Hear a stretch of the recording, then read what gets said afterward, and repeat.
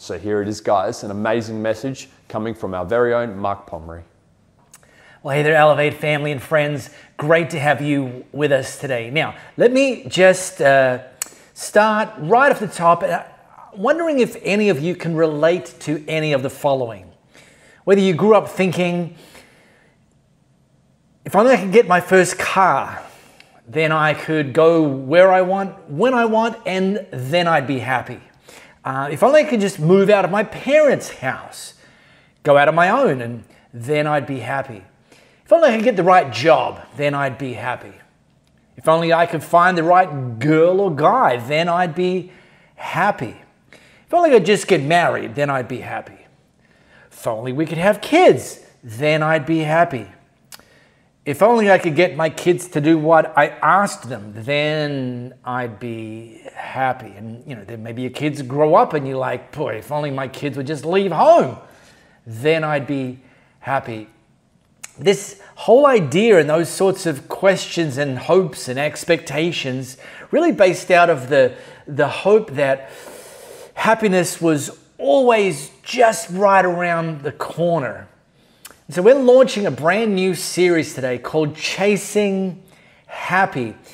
And we're actually going to be taking a pretty deep dive into a part of a letter that Paul, one of the sort of heavyweight entrepreneurial leadership figures of the early church, wrote to the church in a place called Philippi. So if when you're flipping through your Bible, you get to the new part, you'll see a book, or it's a letter, it's a book called Philippians. And actually, it's considered the most popular of all of the books in the new part of the Bible, and by some the most popular in the entire Bible.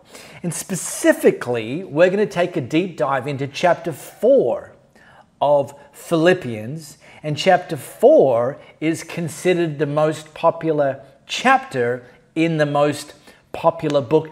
And the reason for its popularity is because it's all about how to experience more joy in our lives. Okay, so grab your smartphone, pop open the camera, and scan this flow code. It's going to take you right there. It's going to take you to Philippians chapter 4. I'm going to be taking us through the New Living Translation. So while you're doing that, let me just clarify 2 points right off the bat. First of all, there's a long history of preachers slicing and dicing the difference between happiness and joy. And full disclosure, I have been one of those preachers.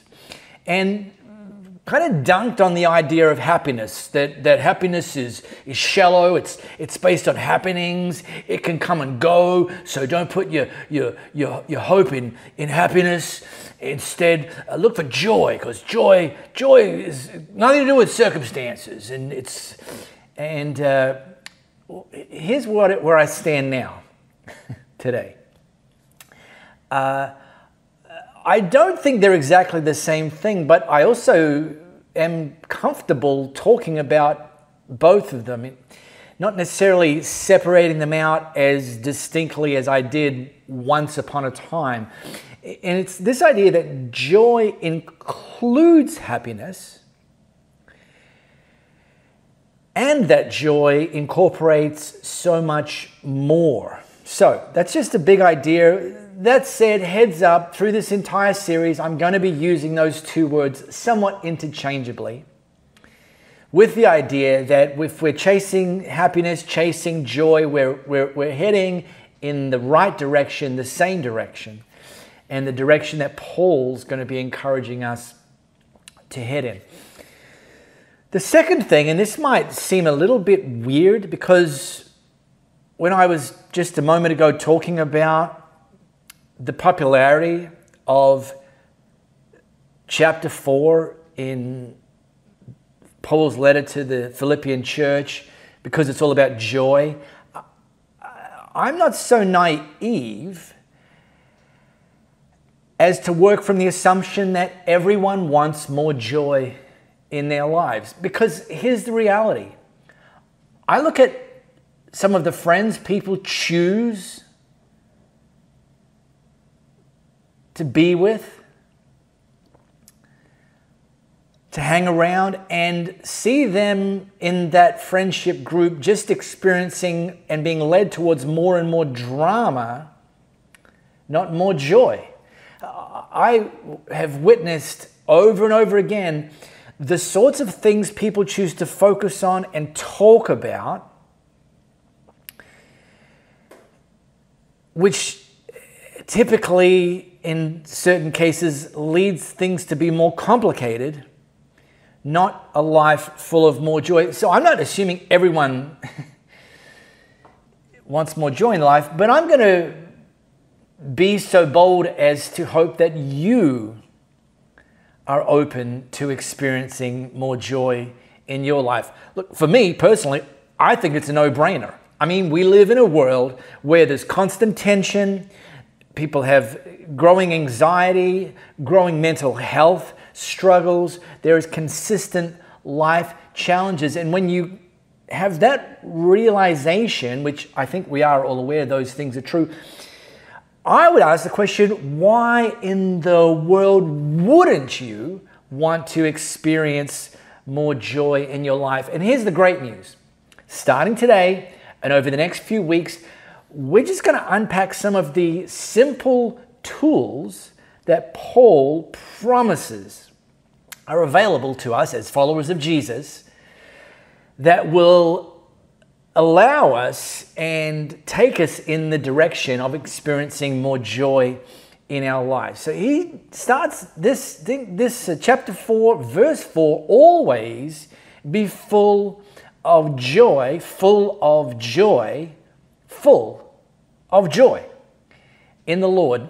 Not always be full of cynicism, always be full of negativity, always be full of criticism, rage. No, always be full of joy. So right now, here's an aspirational goal I want to just throw your way. That as we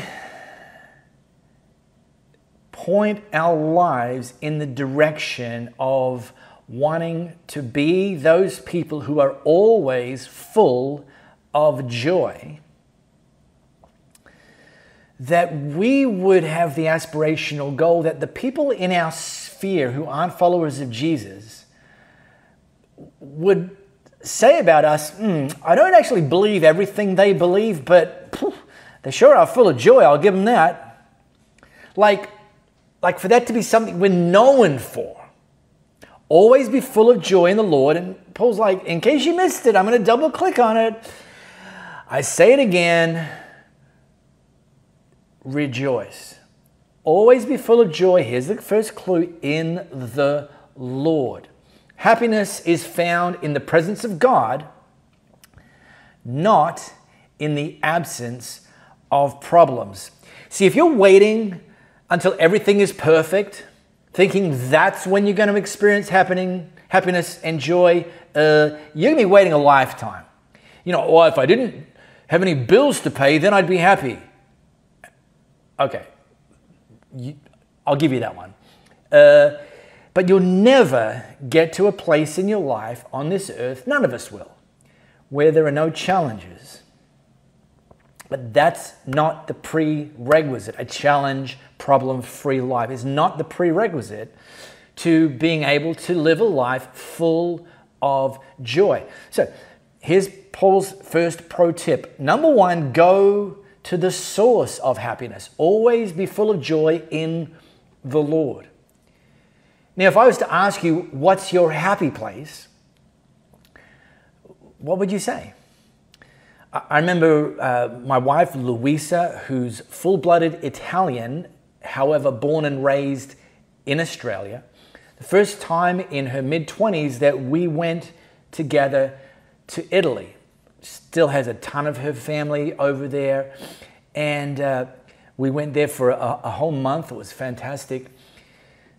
Essentially, Louisa got off the plane, stepped foot into Italy, and said to herself, these are my people. like she immediately recognized and felt that Italy was her happy place. Maybe for some of you, it's nature.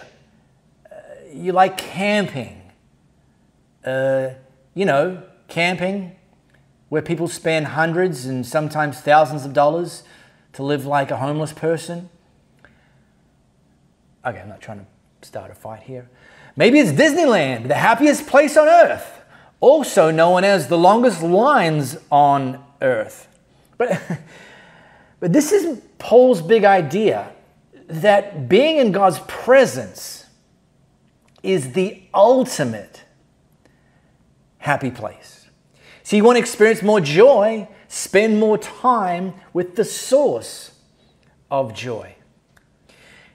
Works for me in church leadership.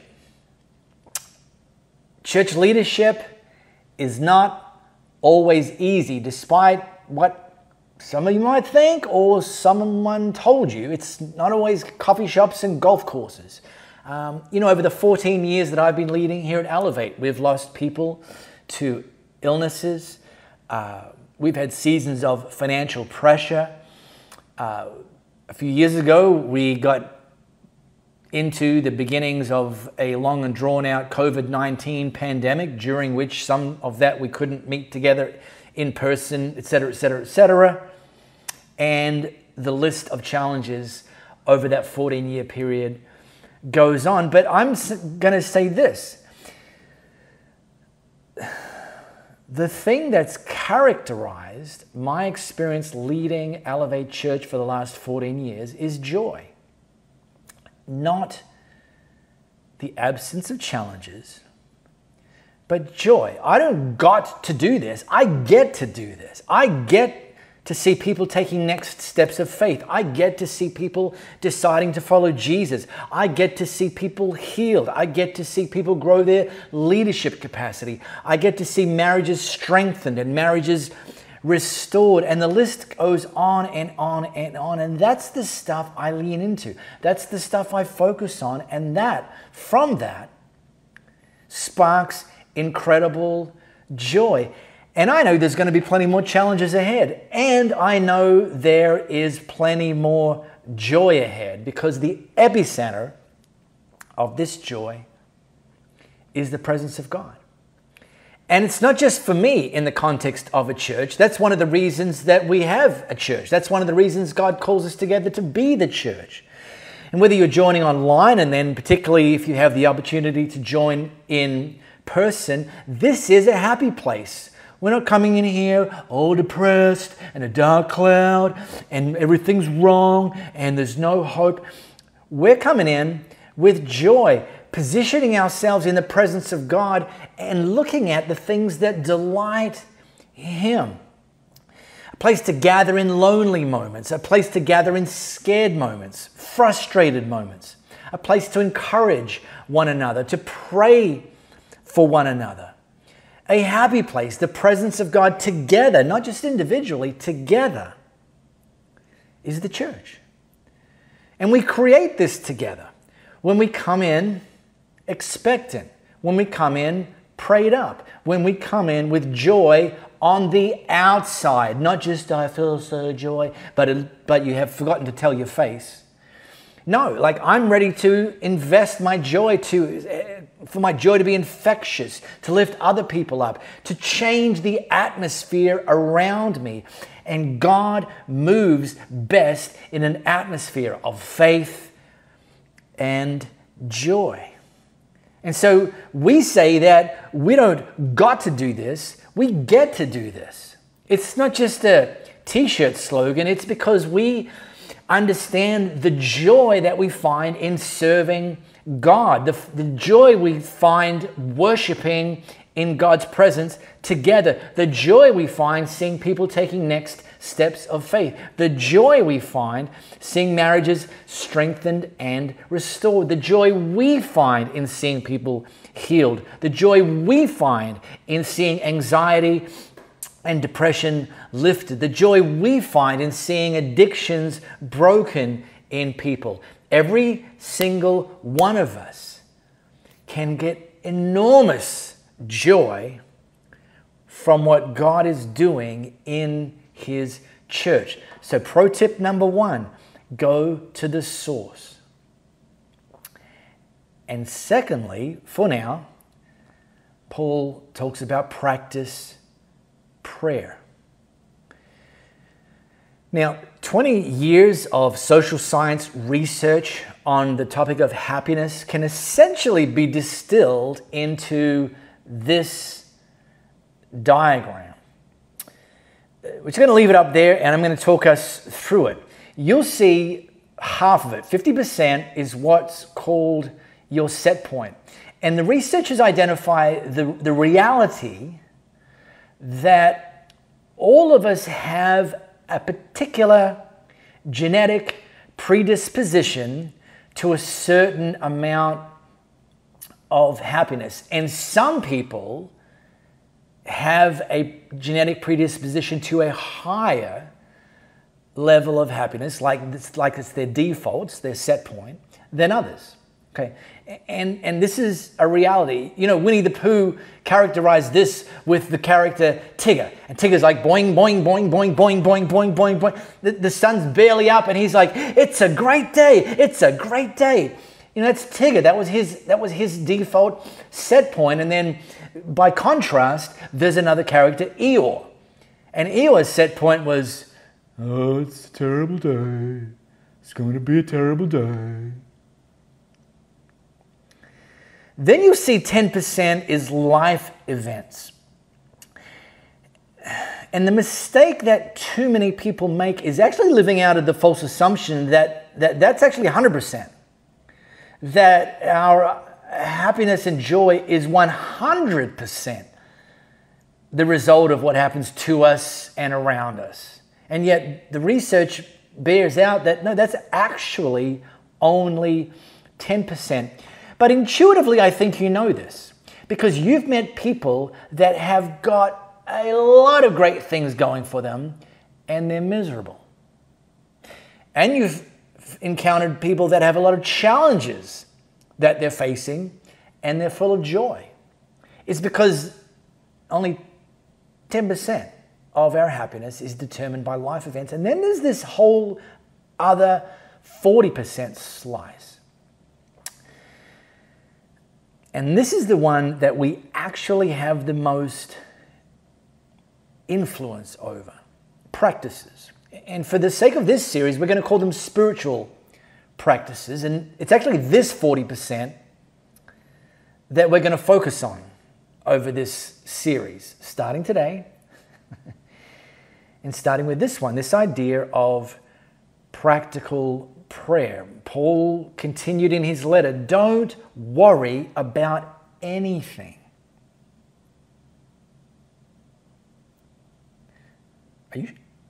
Instead, pray about everything. Tell God what you need. Thank Him for all He's done, and then you'll experience God's peace, which exceeds anything we can understand.